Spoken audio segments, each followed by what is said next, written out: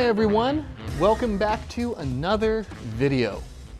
So in the previous episode, you guys saw me build most of the Aristo's intake manifold. And in this episode, we are going to finish it. So right now, the manifold is pulled off of the Aristo and split up into a couple of different pieces. The plenum is right here, and the head flange and runner section is over here in the welding room. Now, this morning, I went to my local metal supply house and I bought the sheet metal that I need to make the new plenum floor plate. And that is where we are going to begin. So what I got is some 1/8 inch thick sheet metal. And I cut this piece in the intro montage to serve as the plenum floor plate. Now, I cut this piece oversized, and I did that on purpose. As you guys can see, the rectangle that's cut out of the bottom of the plenum. Then if I set this floor plate piece down, hopefully you guys can see there's a bit of overhang on either side. And I did that for a very good reason. The runner section and the velocity stacks, it's pretty tight confines. And what I'm going to do is to cut all of my holes for the 6 velocity stacks, weld everything together, and then I can trim the floor plate down to better match the dimensions of the hole in the bottom of the plenum without having to weld really thin, narrow pieces of this aluminum sheet that would be likely to melt away and cause it to be unsightly. Now, one thing that I learned during the Mark IV's intake manifold construction is to mark out the locations of these velocity stacks per this assembly right here, where all of them are located on the head flange and where they're located in space. I'm going to mark them out by tracing rather than measuring, as the measurements that I used for the Mark IV's intake manifold, while they fit for the flange that I initially used on the first rendition of the intake manifold for that car, well, they were a little bit different, and different enough with this head flange and this whole setup, as I'm using the same head flange on this intake manifold that I did use on the Mark IV's.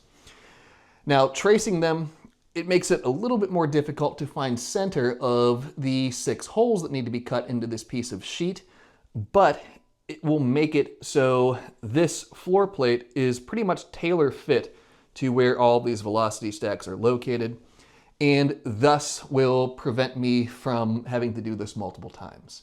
So hopefully that makes sense. And without further ado, let's go ahead and get to marking, get to cutting, and get to getting this floor plate knocked out.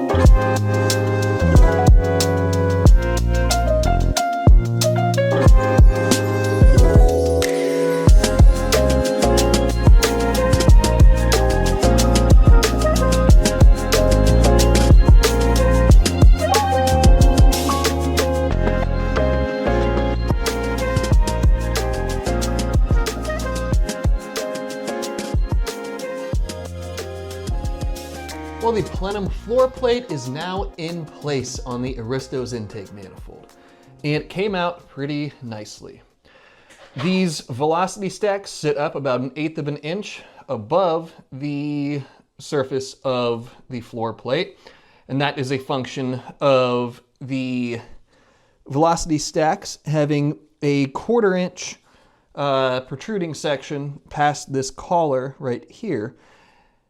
And with using 1/8 inch sheet for the floor plate, 1/4 minus 1/8 leaves you with 1/8. So that's what we have sticking above. I did that to see if there's a difference raising the velocity stacks above the surface of the floor plate. I don't know exactly how I'll be able to empirically tell if it made a difference or not, but we're going to play with it on this manifold. So at this point in time, what I can do is take the plenum, I can place it on the floor plate, get it centered and squared and everything else, and then I can mark the floor plate where it needs to be cut. I can make the cut, and then at that point in time, we're really ready for the big welding session. So let's go ahead and do that, as I cannot wait to strike an arc on all of the finish welding for this manifold.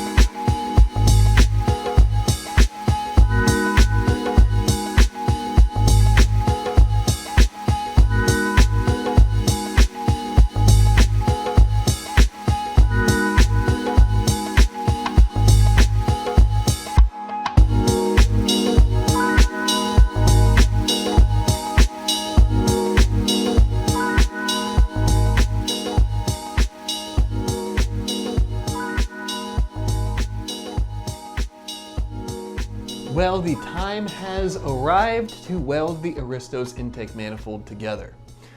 So in the last sequence, you guys saw me get the plenum tacked to the floor plate.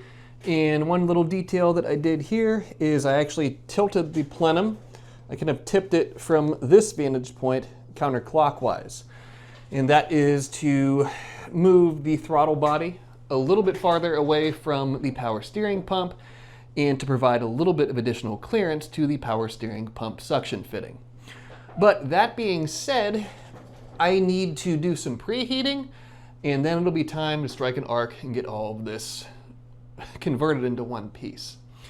So preheat wise, I'm going to use my beloved flare torch from Harbor Freight. They sell these. This is a great way to preheat large aluminum pieces like this. And in addition to the flare torch, again from Harbor Freight, I bought this little thermometer. So pull the trigger, I can see that the head flange right now, if you guys can see that, actually, hold on, there we go, 63 degrees essentially. So I'm going to be trying to get this flange to somewhere between 300 and 400 degrees. A quick Google showed that that was a pretty decent suggestion for thicker aluminum pieces. So I will see what I can do on that front. But with that being said, let's go ahead, light the flare torch up, get some heat into this thing, and then get to welding.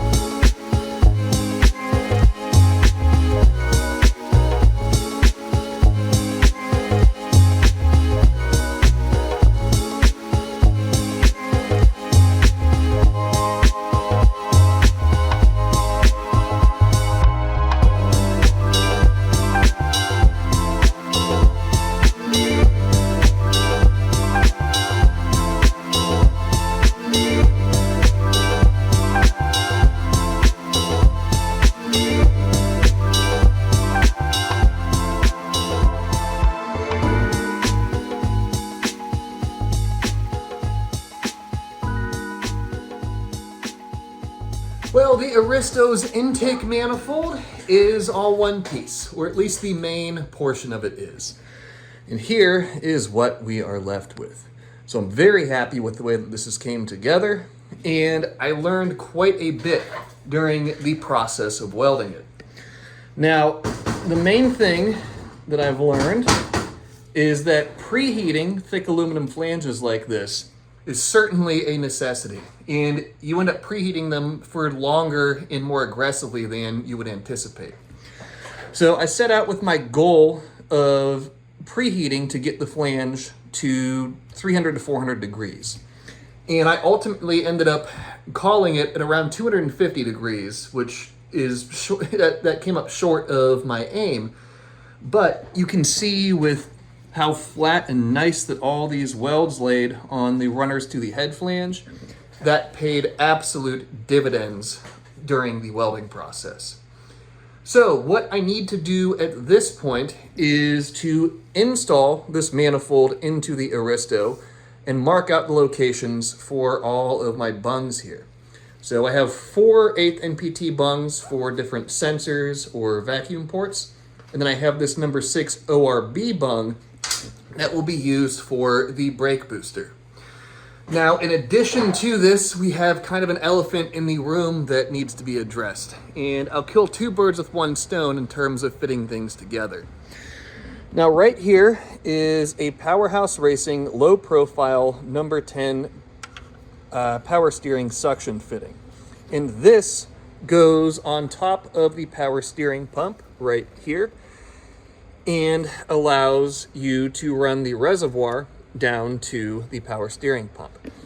Now, I have not tested this yet to see if it works or not.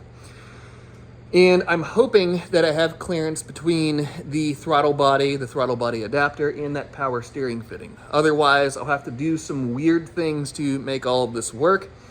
But now is kind of the do or die time. One other thing that I have done is the top 4, 1, 2, 3, and 4 for the intake manifold studs. I've cut the broached ball end down on all of them to give myself a little bit of additional clearance to get this in here. You can see that I got into the firewall mat. Unfortunately, I would have preferred to not have a little blemish there, but it is what it is. So let's go ahead, put the power steering fitting in, drop the manifold down in place, put the throttle body on, keep our fingers crossed that everything fits correctly, and if all is good to go on that front, then we can start marking out for the bung locations, drill some holes, and get to welding once again.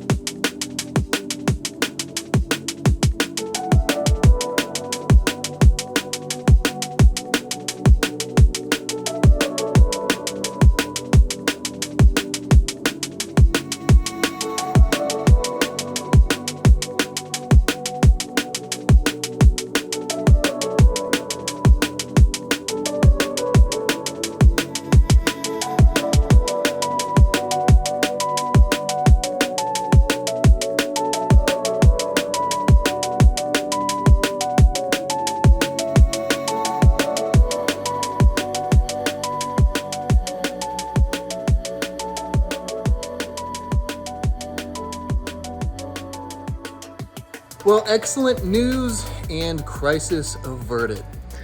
The power steering fitting fits in here absolutely perfectly. So, neat thing with these fittings is they are essentially infinitely indexable. If I can get this to rotate, you can see that it has this little locking collar with a bolt, and then you can swivel the actual adapter fitting around.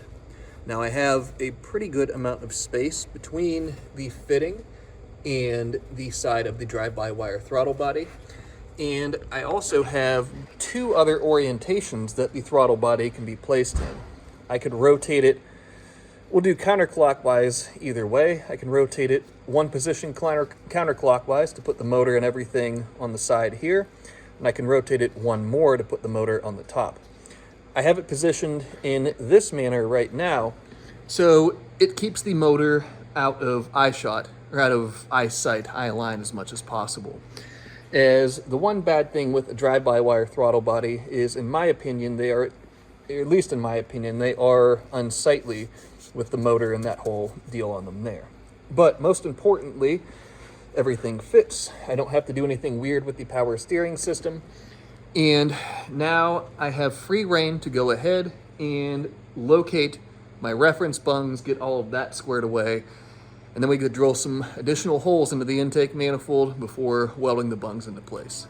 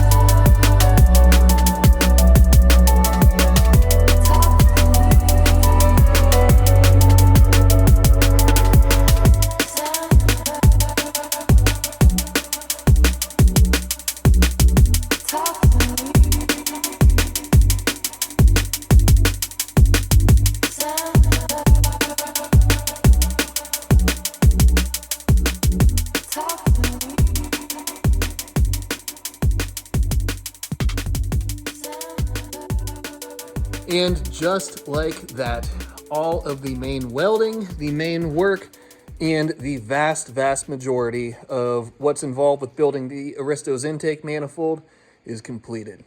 And I could not be happier with the end result. So this manifold is really cool. And to reiterate what exactly it is, we have a billet head flange, twin injector, RMR style intake manifold, tailor fit specifically to this JZS147 engine bay. It utilizes a Bosch 82mm drive-by-wire throttle body flange with an outsider garage adapter that necks it down to a 74mm throttle body. Reason for that is it gives me the ability to go up to an 82 if I choose to do so in the future without having to cut into the intake manifold. I have 4 reference ports on the side of it, 1, 2, and 3, 4.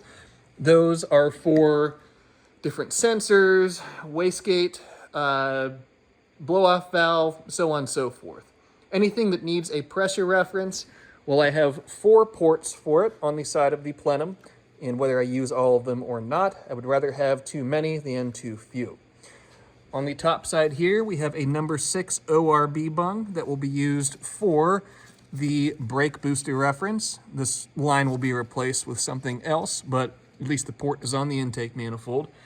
And the last thing you guys saw in the welding montage was putting threaded bosses on for both of the dipsticks. So we have the oil dipstick here, the engine oil, and then the orange one right there is the transmission fluid. Both of those are secured onto the bottom of the intake manifold, so that way I don't have dipsticks flopping around in space where they don't need to be, and they are nice and secured and easily accessible and all of that.